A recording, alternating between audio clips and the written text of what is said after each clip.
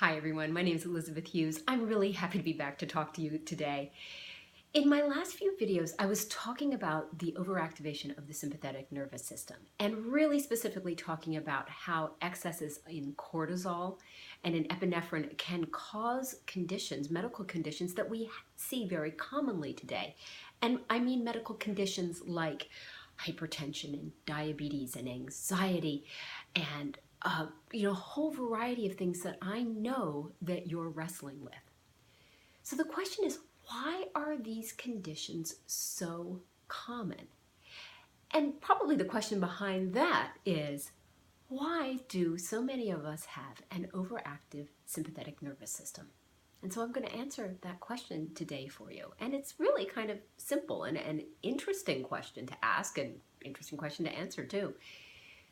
We have overactive sympathetic nervous systems, and I'm going to say overactive in air quotes, but we have acutely, finely honed sympathetic nervous systems because we're here and we survived.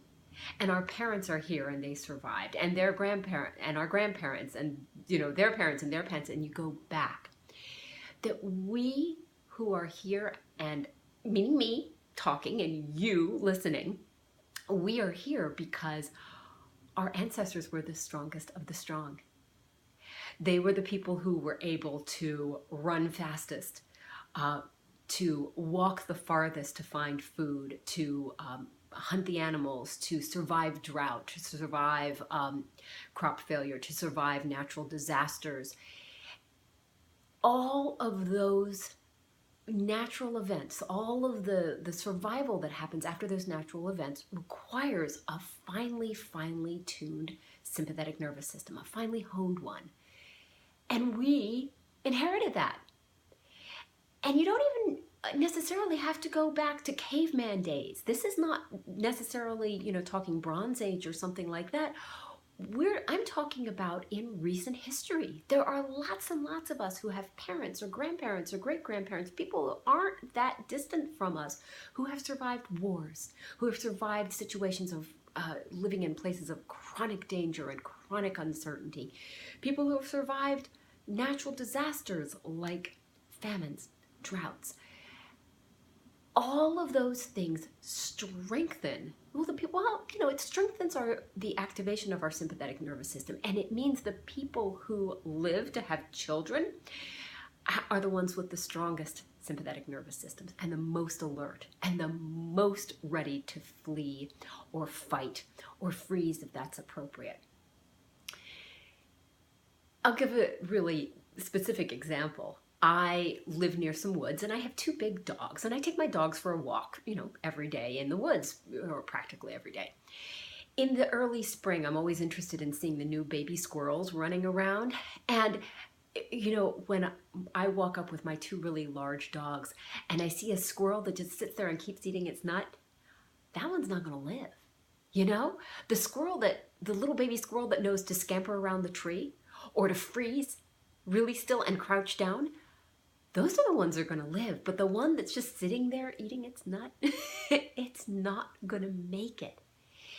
That one doesn't have a really active sympathetic nervous system. So our survival has depended on having a really activated sympathetic nervous system, and a really, really finely tuned one. But the problem is, once you have it and once it's been passed down genetically, it becomes part of you. It becomes part of instinct, so that your response, my response, the natural response to anything that feels like a threat is to activate that sympathetic nervous system that is so finely and exquisitely attuned to look for any danger. And so that's why so many of us are experiencing side effects of the overactive sympathetic nervous system. Why so many of us are carrying the physical burdens of having a sympathetic nervous system that's on all the time and that we don't know how to turn it off. And the key to your health is to realize that the sympathetic nervous system is your friend in certain situations, but most of the time it needs to be turned off. I'll be talking a little bit more about health and things related to health in upcoming videos, and I do hope you're able to join me. Once again, this is Elizabeth Hughes. Thank you so much, and if you have any questions or comments, you can write them below or email me, elizabeth@elizabethhughesmd.com. Thanks for watching today. Bye.